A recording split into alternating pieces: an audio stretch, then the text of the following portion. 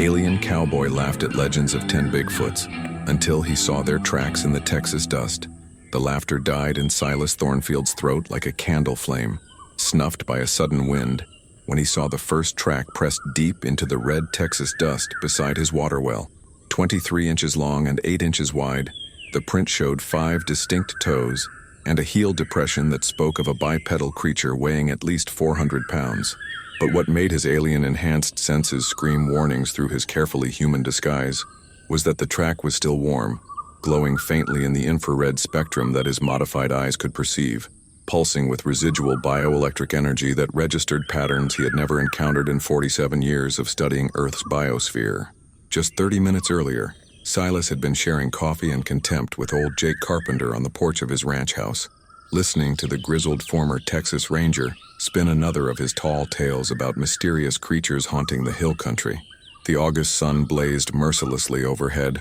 turning the air into a shimmering curtain of heat that made the distant cedar breaks dance like mirages, while the two men sought refuge in the shade of the wide porch that Silas had designed to accommodate both human comfort and the subtle technological requirements of his true identity. 10 of them, I tell you, Jake had insisted, his weathered hands trembling slightly as he gestured toward the rolling landscape that stretched endlessly under the brutal sun. His voice carried the conviction of a man who had seen things that challenged his understanding of the natural world, but also the frustration of someone whose experiences had been dismissed as fantasy by every person he had tried to convince. Moving through them, cedar breaks like ghosts, but leaving sign that no earthly animal ever made. Tracks big as dinner plates, spacing that suggests creatures near 8 feet tall, and intelligence behind their movements that would make a Comanche war chief proud. Jake's description was more detailed than Silas had initially given him credit for, containing observations that revealed the former ranger's considerable skills as a tracker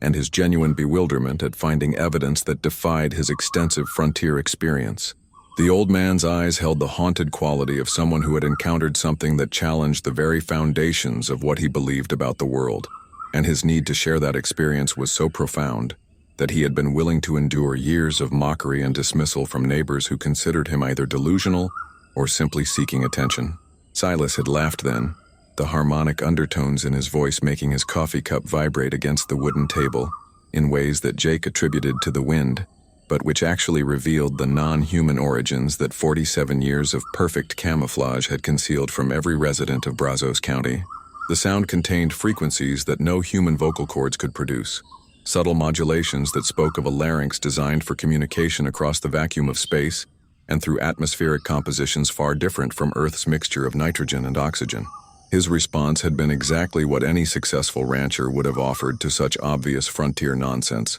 delivered with the kind of patronizing amusement that suggested superior education and worldly sophistication. Jake, my friend, you've been sampling too much of your own corn liquor. Ain't no creatures in Texas that could leave tracks that size without every hunter, trapper, and cowboy in 3 counties knowing about it. Hell, something that big would need to eat half a cow every day just to survive, and we'd be finding bones, scat, and territorial markings all over the hill country. But even as he delivered that dismissal, Silas's enhanced senses had been analyzing Jake's emotional state and physiological responses, detecting none of the indicators typically associated with deception, intoxication, or delusion. The former ranger's elevated stress hormones, increased perspiration, and dilated pupils were all consistent with genuine fear and confusion rather than fabrication or attention-seeking behavior. More intriguingly, Jake's description of the creature's behavior patterns contained details that suggested systematic intelligence gathering rather than simple animal activity.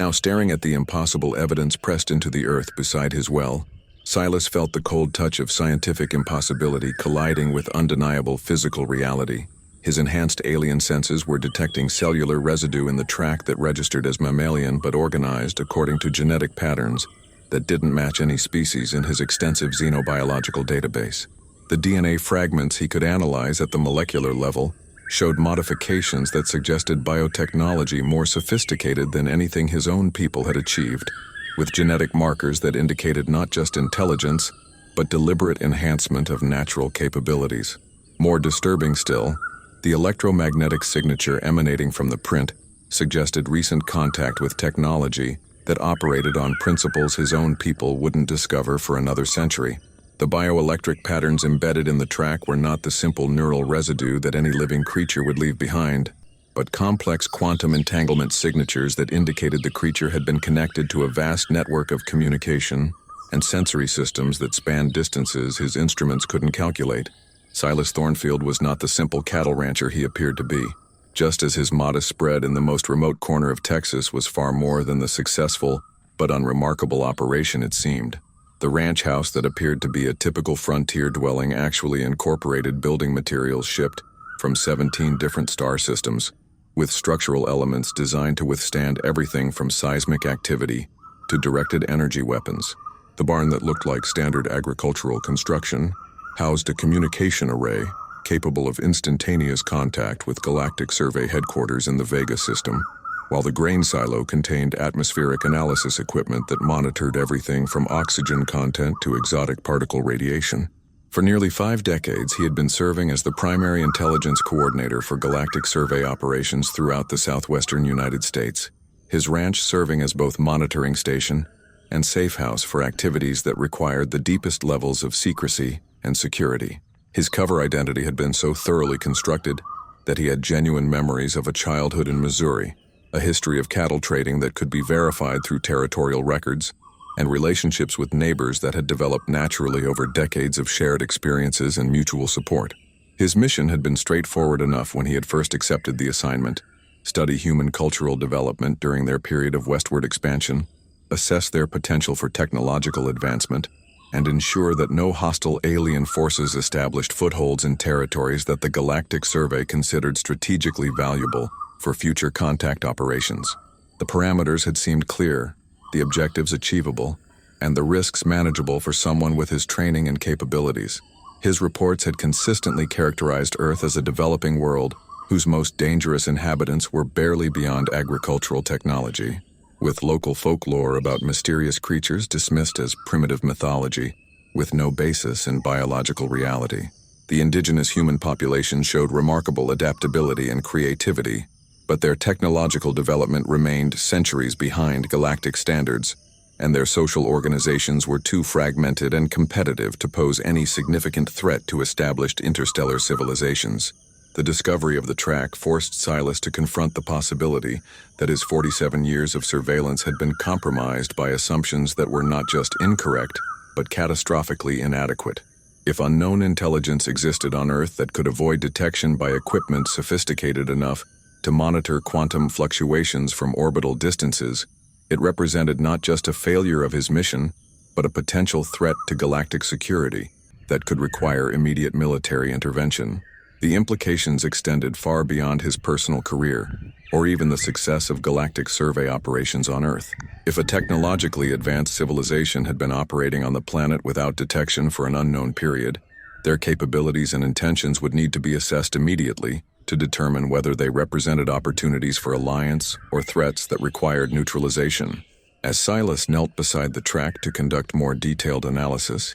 his enhanced senses detected additional prints leading away from the well in a pattern that spoke of deliberate movement rather than random foraging. The electromagnetic residue showed that the creature had paused at the well for approximately 7 minutes, during which time it had apparently conducted its own analysis of the water supply in the surrounding area. The depth and clarity of the prints suggested that the creature had been moving slowly and carefully, taking time to examine everything it encountered with the kind of systematic attention that characterized intelligence-gathering operations. The spacing between impressions indicated a walking gait that covered ground with efficiency, suggesting not just familiarity with the terrain, but detailed knowledge of optimal routes for avoiding detection by human observation. The creature had somehow managed to approach his well, conduct its investigation, and depart without triggering any of the motion sensors, infrared detectors, or quantum displacement monitors that protected his property with coverage so comprehensive that not even insects could move through the area without being cataloged and analyzed.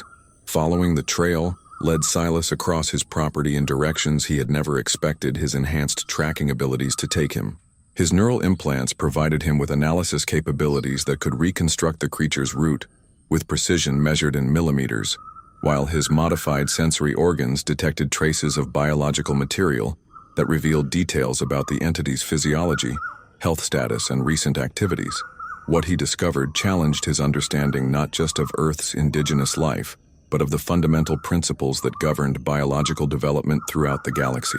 The tracks avoided his electronic monitoring systems with precision that suggested not just awareness of their existence, but detailed knowledge of their operational parameters and detection ranges. The route chosen indicated understanding of both local geography and the optimal paths for avoiding observation by satellites, aircraft, and ground-based surveillance systems that Silas hadn't realized were sophisticated enough to be detected by any Earth-based intelligence. More unsettling was the realization that the trail was not random, but was leading toward specific locations on his ranch that served operational functions for his galactic mission. The creature had systematically visited every significant installation on the property, pausing at each location just long enough to conduct what appeared to be detailed technical analysis before moving on to the next target. The disguised communication array hidden in his barn had been examined with particular attention, with the creature apparently spending over an hour analyzing the quantum entanglement transmitters that provided instantaneous contact with Galactic Survey headquarters.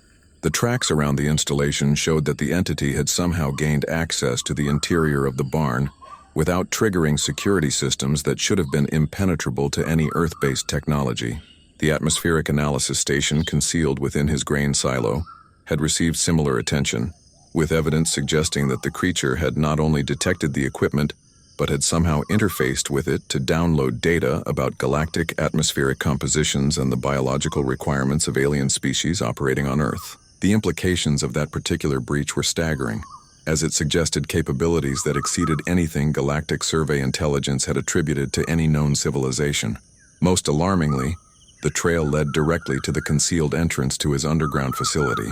where he maintained his most sensitive equipment and secure communication links to Galactic Survey headquarters. The installation was protected by security systems that incorporated technology from 12 different galactic civilizations, with defenses that should have been undetectable to any intelligence that hadn't achieved interstellar travel capabilities. When Silas reached the hidden entrance, he found not just one set of tracks, but 10, clear evidence that Jake Carpenter's impossible tale had been not just true, but understated in its implications. The 10 sets of prints formed a perfect circle around the entrance, with each track positioned for optimal observation, while maintaining fields of fire that would have been tactically sound for military reconnaissance operations conducted by Galactic Special Forces. The creatures who had made these tracks were not just large and intelligent, but they possessed training in surveillance and security assessment that matched or exceeded galactic military standards. Their positioning demonstrated understanding of advanced tactical doctrine,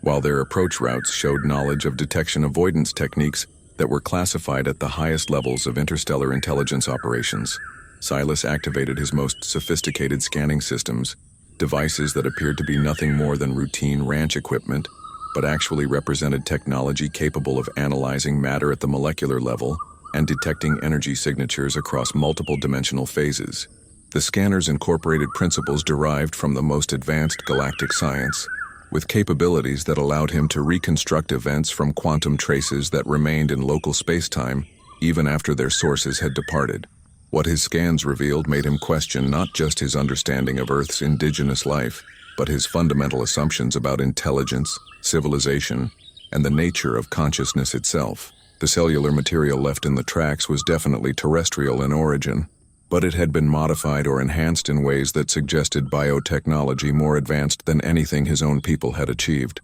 The genetic patterns were mammalian but organized according to principles that indicated evolution, guided by intelligence rather than random natural selection. The creature's DNA showed evidence of deliberate modification, using techniques that were theoretically possible according to galactic biological science, but had never been successfully implemented by any known civilization. The enhancements appeared to have been introduced gradually over many generations, suggesting a biotechnology program that had been ongoing for centuries or millennia, while remaining completely undetected by galactic surveillance systems. Most shocking of all, the energy signatures associated with the tracks contained quantum entanglement patterns that identified them as components of a communication network that spanned continents, operating through methods that even Galactic Survey had classified as theoretical possibilities rather than practical applications. The creatures were connected to a vast web of information sharing that allowed real-time coordination across distances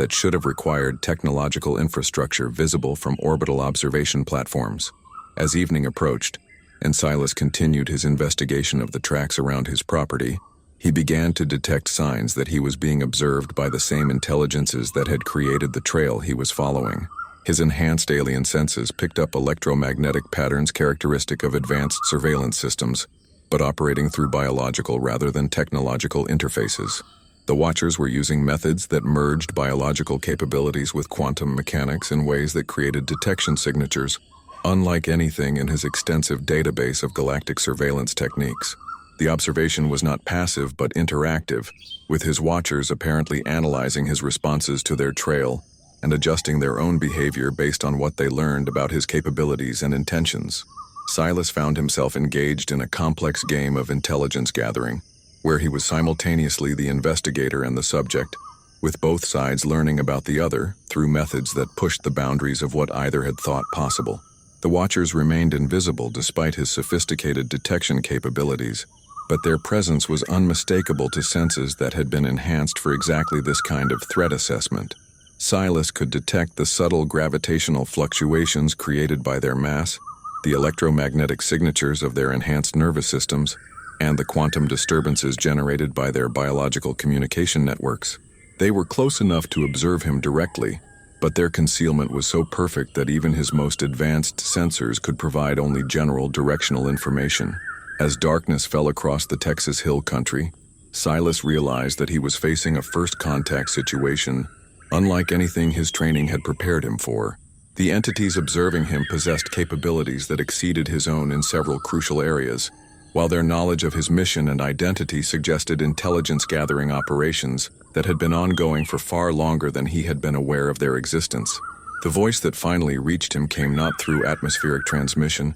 but through direct neural interface, arriving in his consciousness with the kind of precision that indicated not just familiarity with his specific alien physiology, but detailed knowledge of the neural implants and sensory enhancements that allowed him to function as a deep-cover operative. The communication bypassed his auditory processing entirely, speaking directly to the language centers of his brain, with harmonics that identified the speaker as possessing communication capabilities that exceeded anything in his experience. Silas Thornfield, Agent 3847 of the Galactic Survey Intelligence Division, the voice said, each word carrying overtones that conveyed not just meaning, but emotional context and cultural significance. You have spent 47 of your years observing our world while remaining ignorant of its most ancient guardians. We are the Sasquatch Confederation of the Southern Territories, and the time has come for truth between our peoples. The implications of that communication hit Silas with the force of a meteor impact to his carefully constructed worldview.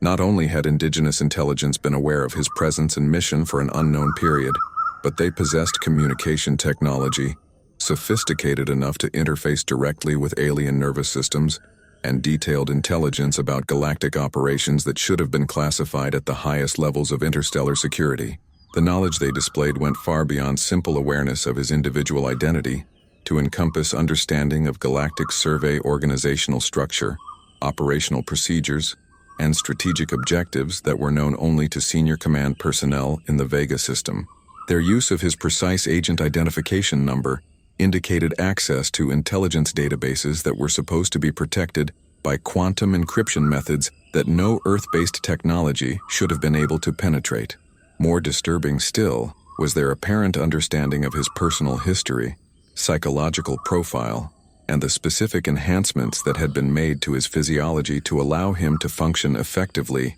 in Earth's environment. The neural interface they were using demonstrated knowledge of his brain structure that could only have been obtained through detailed scanning using technology that approached or exceeded galactic medical capabilities. The figure that emerged from the cedar breaks near his southern fence line was everything that Jake Carpenter had described and more, a massive bipedal creature whose bearing suggested intelligence and authority, accumulated over many decades of leadership and decision-making. But up close, the sophisticated nature of what appeared to be primitive biology became apparent in ways that forced Silas to completely reassess his understanding of evolutionary possibilities and technological development. The creature's fur was not the simple mammalian hair that it appeared to be from a distance. but rather a complex biotechnological interface that connected it to environmental sensors and communication networks spanning vast distances. Each individual hair follicle had been modified to serve as both a sensory receptor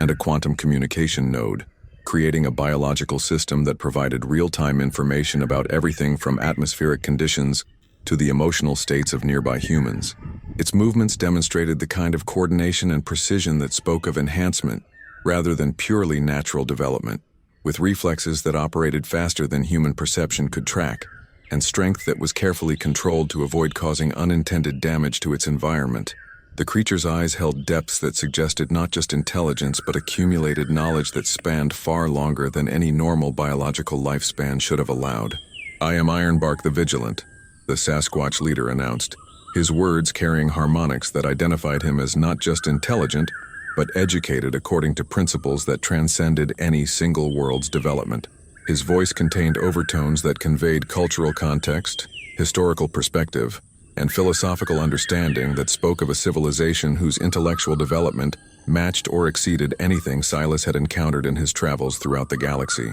"I have walked these lands for 83 of your years," Ironbark continued, "and my confederation has guarded this territory since before your kind learned to travel between stars. We have observed the rise and fall of human civilizations, watched your species spread across this continent, and monitored the gradual increase in visitations from beings such as yourself, who come from the darkness between worlds." The casual reference to other galactic visitors sent alarm signals through Silas's consciousness as he realized that Earth's supposed isolation from interstellar contact was apparently an illusion maintained only by the ignorance of Galactic Survey intelligence operations. The Sasquatch Confederation possessed not only awareness of his own people's activities, but knowledge of other alien civilizations that had established operations on Earth without detection by his sophisticated monitoring systems. "Your mission has been observed and evaluated," Ironbark continued, his tone carrying the kind of measured judgment that suggested extensive deliberation and consultation with authorities,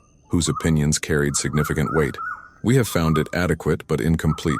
serving purposes that benefit your people while remaining largely ignorant of the complexities and dangers that characterize this world's true situation." The formal courtesy of the introduction, combined with obvious command of classified information, forced Silas to acknowledge that he was facing a first-contact situation unlike any scenario his extensive training had prepared him for. These were not primitive creatures to be studied and catalogued, but representatives of an advanced civilization that had been conducting their own intelligence operations with far greater success than his galactic technology had achieved. The realization that his 47 years of supposedly sophisticated surveillance had been conducted under the observation of beings whose capabilities exceeded his own in crucial areas was both humbling and terrifying. If the Sasquatch Confederation possessed superior intelligence gathering abilities, their assessment of galactic activities and intentions might be far more accurate than anything Galactic Survey had produced through conventional methods. "Ironbark the Vigilant," Silas replied, employing the respectful forms of address that Galactic Survey protocols required when acknowledging peer-level intelligence whose capabilities demanded diplomatic rather than scientific approaches. "I am indeed Silas Thornfield, and I acknowledge that my understanding of this world's indigenous development has been insufficient and perhaps dangerously incomplete. I would be honored to learn more about your confederation and to explore possibilities for cooperation between our civilizations." The response he offered was carefully calculated to demonstrate respect while avoiding commitments that might exceed his authority as a field operative, but he realized even as he spoke that traditional diplomatic protocols might be inadequate for dealing with beings who had demonstrated superior intelligence-gathering capabilities and who possessed detailed knowledge of his mission parameters and organizational structure. What followed was the most extraordinary first-contact negotiation in either species' history, conducted in a Texas pasture under a canopy of stars that held meanings neither civilization had fully understood until that moment. As Silas spoke with Ironbark, 9 other Sasquatch emerged from concealment that had been perfect enough to fool surveillance systems capable of detecting quantum fluctuations across interstellar distances. The emergence of the additional Confederation representatives demonstrated the sophistication of their coordination and planning, with each individual appearing at precisely the moment when their presence would have maximum psychological impact while maintaining the tactical advantages that their concealment had provided. Their positioning formed a pattern that provided optimal fields of observation and communication, while creating a subtle but unmistakable statement about their collective capability and unity of purpose. Each of the 9 additional Sasquatch displayed the same combination of biological sophistication and technological enhancement that characterized Ironbark, but with individual modifications that suggested specialized roles and capabilities within their organizational structure. Silas's enhanced senses detected variations in their neural implants, sensory enhancements, and communication interfaces that indicated a level of biotechnological customization that exceeded anything achievable by galactic medical science. The Confederation had not revealed themselves merely to correct Silas's scientific misconceptions about Earth's indigenous development, but because they had detected signs of a threat that required alliance between Earth's hidden guardians and its galactic observers. Their decision to break centuries of concealment had been triggered by intelligence indicating that the careful balance of forces that had protected Earth from external threats was about to be disrupted by developments that neither the Sasquatch nor Galactic Survey could address independently. Ironbark's briefing revealed strategic awareness that challenged every assumption about the relationship between primitive and advanced civilization, forcing Silas to confront the possibility that galactic intelligence assessments had been fundamentally flawed in their understanding of Earth's true situation. The Sasquatch had been monitoring not just alien activity on their world, but galactic politics throughout the local stellar region, with intelligence networks that provided them with information about interstellar developments that Galactic Survey headquarters considered highly classified. Their knowledge of galactic civilization was not the superficial awareness that primitive peoples might gain from observing occasional visitors, but rather the comprehensive understanding that came from systematic study, analysis, and interaction with multiple alien civilizations over periods measured in centuries rather than decades. The Confederation possessed detailed information about the political, military, and economic factors that drove galactic expansion, along with sophisticated analysis of the threats and opportunities that Earth's strategic position created for various interstellar powers. "Your people study our world as scientists," Ironbark explained, his words carrying the weight of decisions made in councils held in chambers that existed far beneath the Texas Hill Country, in facilities that had been constructed using techniques that merged biotechnology with geological engineering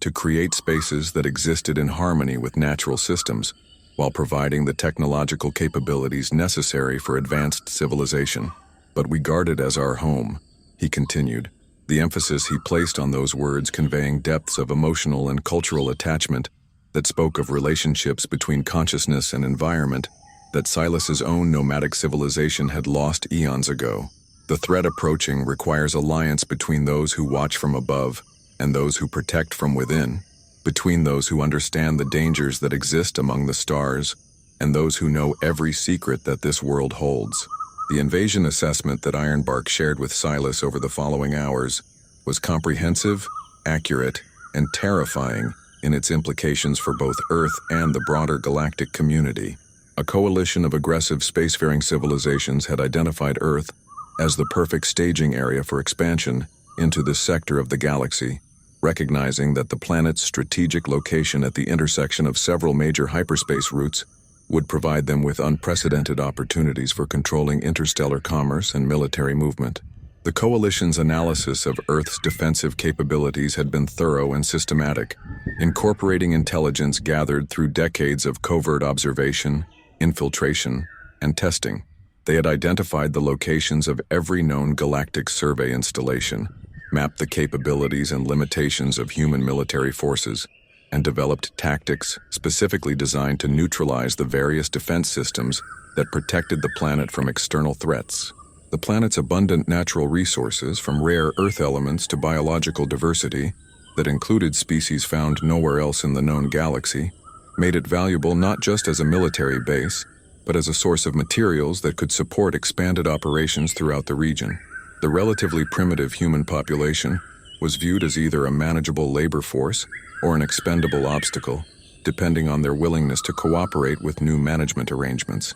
Most significantly, the invading forces had developed tactics specifically designed to neutralize galactic surveillance and defense systems, having spent decades gathering intelligence about Galactic Survey operations throughout the solar system. Their plans included detailed procedures for eliminating every known survey asset, from orbital monitoring stations to deep cover agents like Silas, using methods that would make their conquest appear to be the result of internal human conflicts rather than external invasion. The Coalition possessed detailed intelligence about galactic survey organizational structure, operational procedures, and technological capabilities that could only have been obtained through systematic espionage operations conducted over extended periods. Their knowledge included information about survey installations and personnel that was supposed to be restricted to the highest levels of galactic security, suggesting that they had either penetrated survey intelligence networks or had developed independent sources of information that were incredibly sophisticated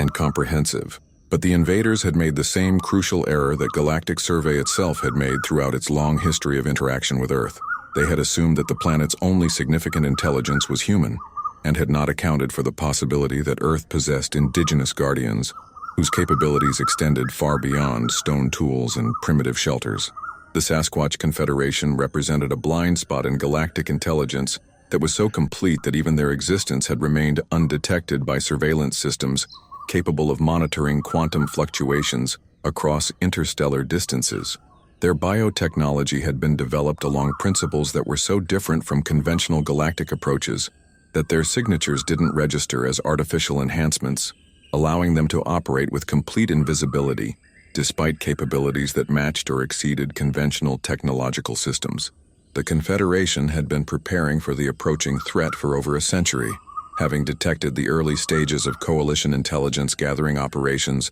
through their own monitoring networks that operated through methods that conventional galactic science considered impossible. Their preparation had included not just military planning, but comprehensive analysis of Coalition capabilities, intentions, and operational procedures that had allowed them to develop countermeasures that were specifically tailored to exploit their enemies' assumptions and limitations. Their defensive strategies incorporated both their ancient knowledge of terrestrial systems and advanced principles derived from careful study of visiting alien civilizations, creating approaches to planetary defense that were unlike anything in galactic military doctrine. Rather than attempting to match the Coalition's technological superiority through conventional means, they had developed methods that turned Earth's natural characteristics into tactical advantages that would make conventional invasion strategies not just difficult, but counterproductive. The Confederation's biotechnology allowed them to integrate with natural ecosystems in ways that made them effectively invisible to conventional detection methods,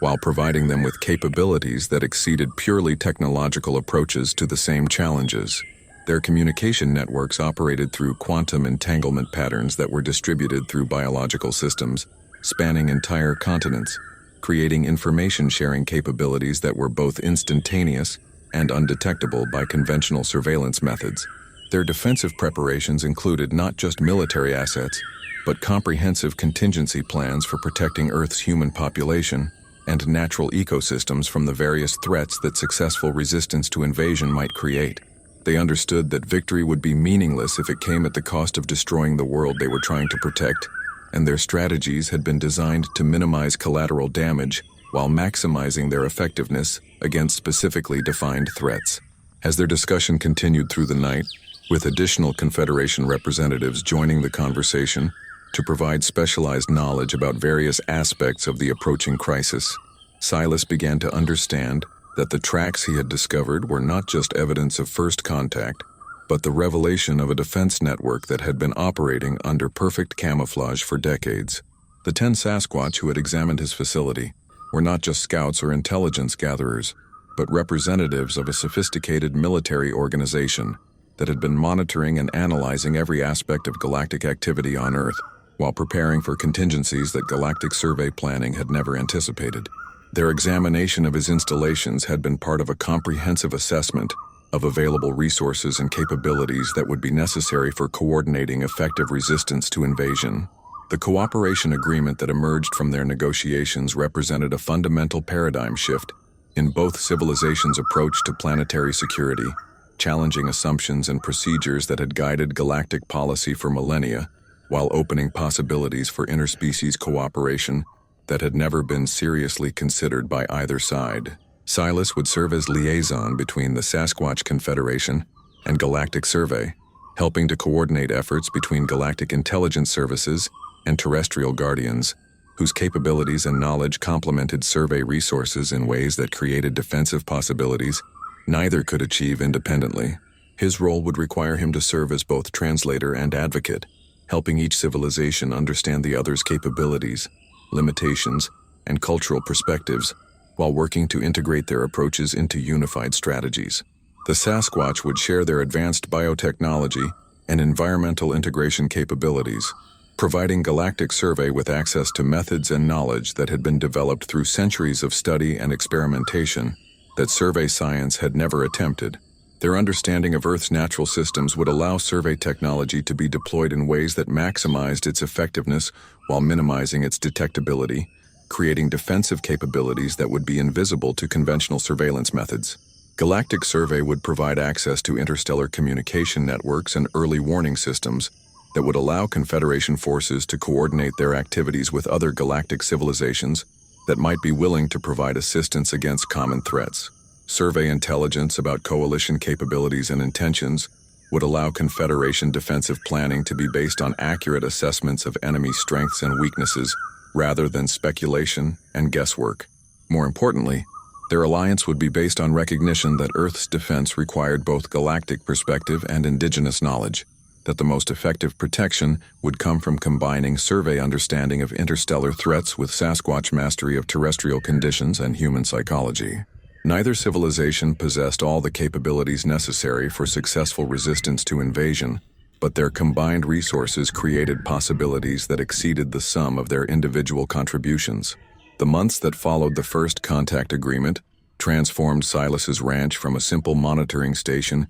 into the coordination center for the most sophisticated planetary defense network in galactic history. His property became a meeting ground where technologies developed light years apart were integrated into systems that represented the best of both approaches to intelligence gathering, analysis, and strategic planning. The integration process required both civilizations to fundamentally reassess their understanding of what was possible through interspecies cooperation, forcing them to abandon preconceptions and prejudices that had limited their thinking for generations. Survey scientists discovered that biological systems could be enhanced to perform functions that conventional technology accomplished through brute force methods, while Confederation biotechnicians learned that their organic approaches could be amplified and extended through integration with systems that operated according to physical principles they had never encountered. The defense preparation revealed capabilities that surprised both species and created possibilities that neither had imagined when they began their cooperation. Sasquatch biotechnology proved capable of enhancements that Galactic Survey had considered theoretically impossible, while survey equipment provided communication and analysis capabilities that revolutionized Confederation strategic planning and tactical coordination. The quantum entanglement communication systems that connected survey installations throughout the galaxy were enhanced through integration with Confederation biological networks, creating hybrid systems that operated faster, more efficiently, and with better security than either approach could achieve independently. The resulting communication network could coordinate activities across interstellar distances while remaining completely undetectable by conventional scanning methods. Confederation biotechnology was enhanced through integration with survey nanotechnology and quantum manipulation capabilities, creating biological systems that could adapt to changing conditions in real time, while maintaining performance characteristics that exceeded purely technological alternatives. The enhanced organisms could survive in environments that would destroy conventional equipment, while performing functions that required precision and reliability beyond normal biological capabilities. The combination created defensive possibilities that were far more effective than either civilization could have achieved independently, with systems that could operate under conditions that would neutralize conventional defenses, while providing capabilities that were specifically tailored to exploit coalition weaknesses and operational assumptions. The invasion, when it finally arrived, encountered resistance that the attacking forces had never anticipated or prepared for, despite their extensive intelligence gathering and analysis operations. Earth's defense was conducted not by predictable galactic technology or primitive human forces, but by an alliance that had learned to combine interstellar science with terrestrial wisdom in ways that created tactical advantages no outside intelligence could have calculated or countered. The coalition's initial assault was based on strategies that had proven successful against dozens of other worlds, incorporating lessons learned from centuries of conquest and occupation operations throughout the galaxy. Their forces included not just military assets, but comprehensive support systems designed to establish and maintain control over conquered territories, while extracting maximum value from available resources. Their intelligence indicated that Earth's defenses consisted primarily of primitive human military forces, supplemented by a small number of galactic survey monitoring stations whose capabilities were well understood and could be easily neutralized through conventional methods. They expected to achieve complete control of the planet within days of beginning their assault, with resistance limited to scattered human forces, whose primitive weapons and tactics would pose no significant threat to their advanced technology. Instead, they found themselves facing an integrated defense network that operated according to principles they had never encountered and could not predict or counter. The biological and technological systems that defended Earth were invisible to their detection methods, while proving capable of inflicting damage that exceeded anything their intelligence assessments had suggested was possible. The battle was fought in landscapes where Sasquatch knowledge provided perfect defensive positions and tactical advantages, using weapons and strategies that merged survey energy systems with biotechnology that adapted to battlefield conditions in real time. The defending forces could disappear into terrain that appeared empty, while maintaining communication networks that operated through biological interfaces that coalition technology could neither detect nor disrupt. Coalition forces found themselves fighting an enemy that was simultaneously everywhere and nowhere, facing resistance that materialized from natural features they had dismissed as harmless, while their own positions were subjected to attacks that came from directions their sensors insisted were empty. Their technological advantages were neutralized by opponents who used methods that didn't register on their detection systems, while their tactical superiority was countered by defenders who understood the battlefield in ways that no amount of technical analysis could match. The defenders' biological enhancements allowed them to operate in environments that would kill normal humans, while providing them with capabilities that exceeded conventional technological alternatives. Their integration with natural systems made them effectively invisible to coalition surveillance methods, while giving them access to information about enemy movements and intentions that conventional intelligence gathering could never provide. The battle's outcome was decided not by superior firepower or technological advancement, but by the defenders' ability to use Earth's natural characteristics as tactical assets, while exploiting coalition assumptions and operational procedures that had been developed for entirely different types of conflicts. The invaders found themselves fighting not just defending forces but the planet itself, which seemed to actively oppose their presence through methods they could neither understand nor counter. The victory was decisive and complete, with coalition forces either destroyed or driven from Earth's vicinity, with casualties so severe that their aggressive expansion throughout the sector was effectively ended for the foreseeable future. The successful defense established Earth as a protected world under Joint Galactic Survey and Sasquatch Confederation authority, creating precedents for indigenous galactic cooperation that would influence interstellar relations throughout the galaxy for generations to come. The defense of Earth demonstrated that primitive worlds could successfully resist technologically superior invaders when their natural characteristics were properly understood and utilized, while proving that interspecies cooperation could create capabilities that exceeded the sum of individual contributions. The victory became a model for other threatened worlds throughout the galaxy, showing that effective resistance required understanding of both local conditions and galactic threats. More importantly, the successful alliance between Galactic Survey and the Sasquatch Confederation proved that intelligence and wisdom could be found in forms that conventional galactic civilization had never recognized or valued. The biotechnology and environmental integration methods that the Confederation had developed opened entirely new possibilities for galactic science, while their approaches to communication and information sharing revolutionized understanding of what consciousness could achieve through proper enhancement and training. Years later, as Silas sat on his porch sharing evening coffee with Jake Carpenter, while 10 Sasquatch moved through the distant cedar breaks with the casual confidence of beings whose home was finally secure from external threats, he often reflected on the day when tracks in the Texas dust had shattered every assumption about intelligence, civilization, and the nature of planetary guardianship. The old Texas Ranger had become one of the few humans to learn the truth about their planet's hidden guardians, serving as a bridge between human and Sasquatch communities while helping to manage the gradual revelation of Earth's true situation to selected human leaders who could be trusted with such extraordinary knowledge. His tales of mysterious creatures in the hill country had evolved from dismissed folklore into classified intelligence briefings that influenced policy decisions at the highest levels of human government.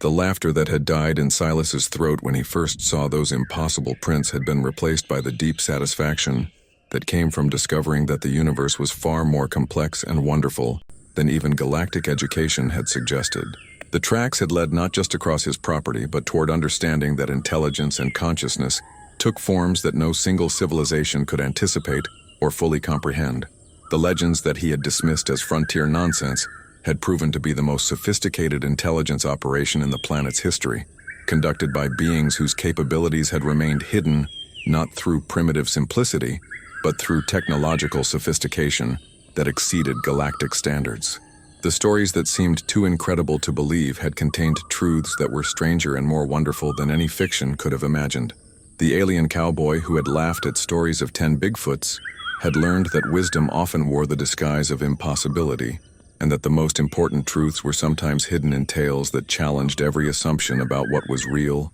possible, or worthy of serious consideration. His dismissal of Jake's experiences had reflected not superior knowledge, but the limitations of a perspective that valued technological achievement over understanding of the complex relationships between consciousness, environment, and the infinite possibilities that existed when intelligence learned to work in harmony with natural systems. The tracks that had crossed his property had marked not just the passage of unknown creatures, but the beginning of a partnership that proved intelligence and courage could be found in the most unexpected places and forms. The best defense of any world came not from superior weapons or advanced technology, but from those who truly understood what it meant to call that world home, and who were willing to sacrifice everything to protect it from those who saw it only as a resource to be exploited. The Texas dust that had preserved those first impossible tracks had also recorded the moment when two civilizations learned that their greatest strength lay not in their individual capabilities,